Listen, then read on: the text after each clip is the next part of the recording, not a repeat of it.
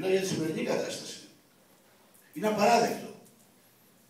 Αλλά βγαίνει η αλληλεγγύη, βγαίνει η συλλογικότητα. Ήρθε γιατρός και μου λέει: θα έρθεις εδώ πάνω να μας δώσεις τα βιβλία σου στο κόστος να έρθουμε να τα μοιράζουμε, να τα δίνουμε ή να τα πουλάμε για να βγάλουμε λεφτά.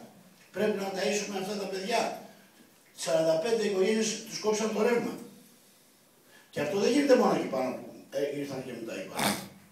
Γίνεται και τώρα που γύρισα στην επαρχία, γίνεται και εδώ και παντού. Ένα μέρος δεν μπορεί να τα βγάλει πέρα. Δεν μπορεί να ζήσει. Φταίει αυτό το ίδιο που δεν μπορεί. Κάποιοι φταίνουν, έτσι. Για να το δούμε αυτό μετά. Γιατί η παιδεία έχει μείνει στη μέση και όλες οι μεταρρυθμίσεις έχουν αποτύχει, διότι θέλουν μια παιδεία εμπορευματοποιημένη, δεν θέλουν δημόσια παιδεία. Θέλουν μια παιδεία που να ξεσκαρτίζουν εσάς και να σας κάνουν εξειδικευμένους, όπως είπα, ηλίθιους, για να σας ελέγχουν, να μην έχετε μια ευρύτερη σκέψη και να μην βλέπετε ότι όλα τα πάντα στη ζωή μας είναι πολιτικά. Άρα αποξιώνει και την πολιτική, φταίνε τα κόμματα και φταίνε. Και προφανώς τα δύο μεγάλα που έχουν κυβερνήσει μας φέρανε μέχρι εδώ, φταίνε. Αλλά η απαξίωση αυτή δεν είναι γιατί είναι κακό το πολιτικό σύστημα μόνο. Είναι μια απαξίωση και στην πολιτική με ήττα. Είναι μια αγανάκτηση, είναι όλοι φταίνε, όλοι εναντίον όλων. Αρχίζει μια ιστορία τέτοια και μέσα από αυτή την άρρωστη ιστορία βγαίνουν και τα φασιστοειδή. Αυτά τα τέρατα από αυτή την Ελλάδα που λες αυτοί από πού είναι, Γερμανός που είναι, τι θέλουν αυτοί δηλαδή. Και βλέπεις ένας κόσμος 450.000 να λένε στην αγανάκτηση, άρα θα ψηφίσω Χρυσή Αυγή. Για πλάκα νομίζετε είναι αυτά, εναντίον τους φέρονται. Και πάνε και λένε μερικά παιδιά που έχουν και άγνοια και άντε κάνουν και το μάγκα, βλέπουν το Κασιδιάρη ή οποιονδήποτε το Μάρι της νύχτας, πάνε λένε έλα μωρέ, δεν έχουν και πλήρη γνώση γιατί κάνουν το μάγκα. Σου λέει Χρυσή Αυγή, φοράνε και μια μπλούζα και κάνουν και το μάγκα. Και βλέπουμε να προσβάλλουν και τον ίδιο στον εαυτό και την πατρίδα μας. Άρα αυτή η προβληματική λοιπόν γεννιέται σήμερα και θα πρέπει να δούμε και τι μας γίνεται.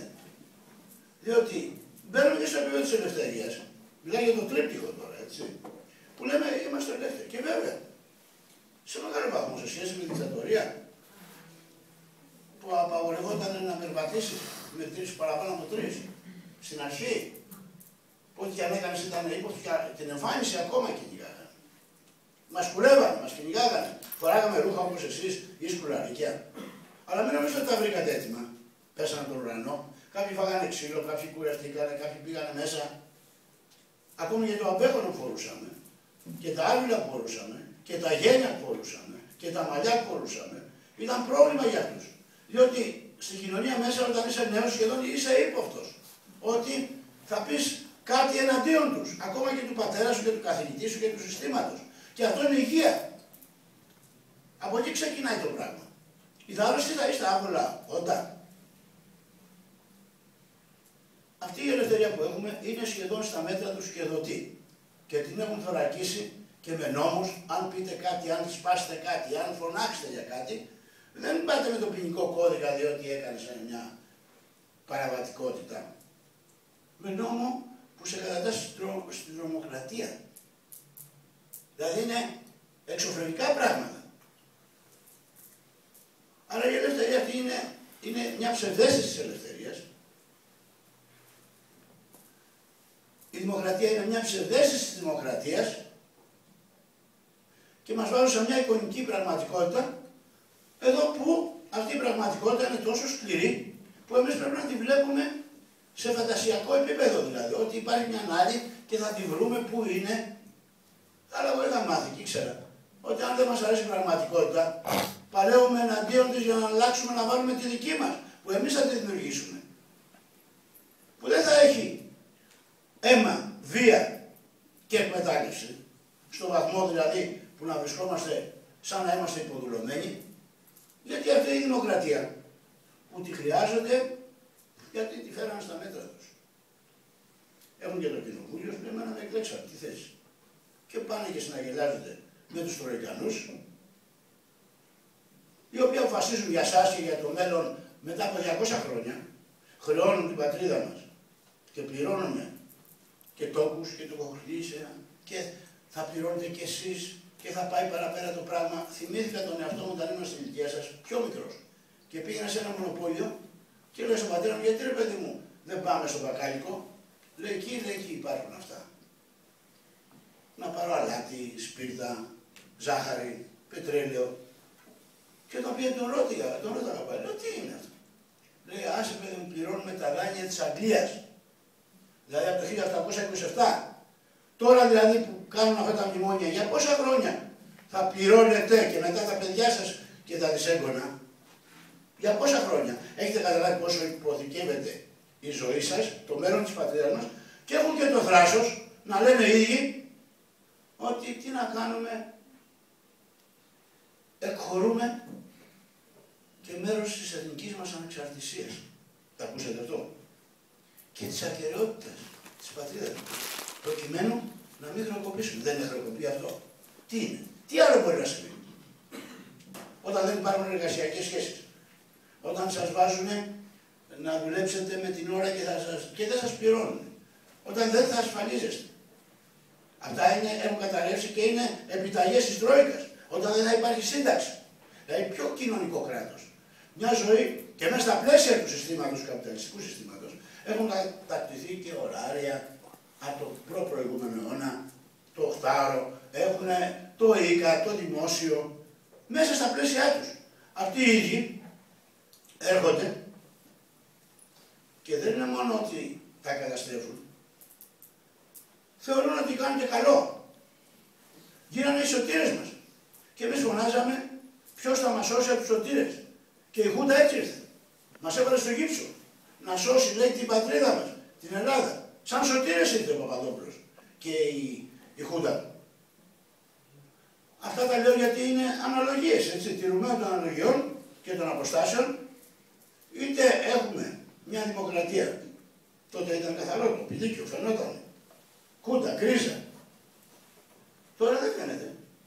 Έχουμε ένα σωρό χούντες και η μεγαλύτερη είναι αυτό το μέσο μαζικής αποβλάπωσης. Δέστε ποιοι τα έχουν στα χέρια τους από τα μέσα. Και σας μιλάω εγώ που έχω δουλέψει σε όλα τα ελεύθερα ραδιόφωνα και τηλεόραση. Και έχω απολυθεί. Και ήμουν τώρα τελευταία στην ΕΡΤ που βάλανε μαύρο. Και δούλευα εκεί και έκανα εκπομπές και έβλεπα φοβισμένους ανθρώπους εκεί. Και λέγανε εδώ τουλάχιστον πληρώνει ο ελληνικός λαός με τέλη, άρα είναι δικιά μας. Ποια δικιά μας. Τι λένε και δημόσια. Και ανεξάρτητη. Δεν ήτανε. Απάνω στην ΕΡΤ όταν μίλησα και πήγε αυτό το θέμα και είδα να μαζεύονται νέοι σαν και εσάς και μεγαλύτεροι, ερχόντουσαν να ακούσουν τραγουδιστές που παίζανε στο προάβλιο, σουβλάκια. Αν δεν μου θυμίζει και Πολυτεχνείο που μετά το Πολυτεχνείο που μαζευόντουσαν εκεί πέρα λες και ήταν διασκέδαση. Και λέω μάγκες, δεν ήρθατε εδώ πέρα για να ακούσετε τραγουδάκια. Σας αφορά αυτό που γίνεται. Δεν απολυθήκαν αυτοί εκεί μέσα μόνο. 2.000. Κάθε μέρα απολύονται 2.000. Αν είναι συντεχνιακό το θέμα, ότι να πάνε ξανά στη δουλειά τους, δεν φτάνει. Όταν την ίδια μέρα σε όλη την Ελλάδα απολύονται 2 και 3.000. Επειδή όμως ήταν ραδιοτηλεόραση και δεν ήταν εργοστάσιο που να φανεί παραπάνω από το γεγονός, είπα ότι αυτό είναι έκφραση και για τους άλλους. Δεν είναι συντεχνιακό το θέμα. Και αυτή εδώ πέρα δεν την υπερασπιστώ εγώ ως καλή τηλεόραση. Την είπα δημόσια πουτάνα που έχει τα βαζίλες. Τα δύο κόμματα που ορίζανε και βάζανε τα τσογλάνια εκεί πέρα τους αργόμιστους και παίρνανε περισσότερο λεφτά 300 άτομα και με μίζες και οτιδήποτε από ό,τι παίρνουν όλοι οι υπάλληλοι. Και οι υπάλληλοι κάνανε μόκο. Μόλις είδαν το μαύρο, αναθαρίσανε και λέει άντε. Αρχίζει και η διάσπαση, φτιάχνουν και τη ΔΕΛΤΑ ΤΙ, ΕΤΑΚ όπως τη λένε, και αρχίζει το πρόβλημα να υπάρχει εκεί μέσα. Και η τελευταία εκπομπή που έκανα μέσω του Ιντερνετ, έβλεπα μια κοπέλα, τι κοπέλα τώρα, 45 χρονών, και μου λέει, λέω γιατί κλαις. Έχω 2 παιδιά, το ένα πέρασε στοιχείο, φοιτητής, το άλλο πέρασε στην Πάτρα, έχω χωρίσει, αυτή τη δουλειά είχα ημαπλήρο 4 μήνες και μου ήρθε ένα χαρτί να πάω στη ΔΕΛΤΑ ΤΑΦ κάτω. Ήταν και πολύ καλή ηλεκτρονικός και χειριζόταν τον ήχο και έτρεχε, λέει τώρα τι να κάνω, αφού δεν θέλω να πω. Η ανάγκη όμως, εγώ μπορούσα να της πω μην πάει. Και μια και είπα τη λέξη ανάγκη, δεν υπάρχει πιο σκληρό πράγμα από την αναγκαιότητα. Και προπαντός από την επιβίωση. σε καθιστά άλλον άνθρωπο. Δηλαδή όλα στρέφονται αν θα πληρώσω, θα βγάλω πέρα, αν θα βρω μεροκάματο, τι θα γίνει την άλλη μέρα. Δεν είναι δικτατορία αυτό. Δεν είναι βία. Και να απολύσει παραπάνω δεν είναι υπέρτατη βία. Ζούμε λοιπόν τη δικτατορία της ανάγκης. Με μια άλλη έννοια. Και ερχόμαστε στην ουσία που σας αφορά και τα άλλα που είπα σας αφορούν, έτσι. Αυτά δεν είναι άσχετα με τα όνειρα και τους αγώνες που κάναμε εμείς τότε, ούτε με την εξέγερση που κάναμε στο Πολυτεχνείο. Δεν είναι άσχετα, γι' αυτό τα λέω και τα επικαλούμε. Διότι έχετε αυτή τη στιγμή ένα βάρος πάνω σας. Μακάρι να μην υπήρχε. Εσείς οφείλετε να συνεχίσετε από εκεί που δεν φτάσαμε εμείς. Και αυτή τη στιγμή το Πολυτεχνείο, όπως και να το κάνουμε, είναι και ένα ιστορικό γεγονός, καταγεγραμμένο, δεν παραγράφεται από την ιστορία, που ξέπλυνε και την τροπή της Ελλάδας και των γονιών μας εκείνο τον καιρό. Διότι δεν γίνεται να κρατάς 7 χρόνια την εξουσία.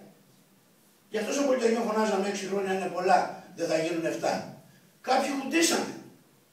Και εδώ και παραπέρα ή αδιαφορήσανε ή βολευτήκανε. Δεν έτσι κρατήθηκε γιατί ήταν Αμερικανοί μόνο από πίσω, ήταν και πράκτορες αυτοί. Και Αμερικανοί και το ΝΑΤΟ αυτοί τους στηρίξανε και το θέλανε. Γιατί τα συμφέροντά τους ήταν εδώ και στη Μέση Ανατολή πόλεμος γινόταν όπως και τώρα. Και τη βάλανε την Ελλάδα να είναι το πέρασμά τους προς τα εκεί. Και δεν έχουν την κατάσταση με τίποτα. Μια αλλά τότε τέτοιες συνθήκες αυτός ο λαός έχει αποδείξει και όταν είναι λίγος και μικρός έχει αποδείξει ένα ανάστημα μεγάλο. Δηλαδή τότε αν ήταν που ήρθε ο πόλεμος, που ξεσηκωθήκανε και σκοτωθήκανε οι πατεράδες μας, οι παππούδες σας και στην κατοχή αντισταθήκανε. Τι είναι αυτό?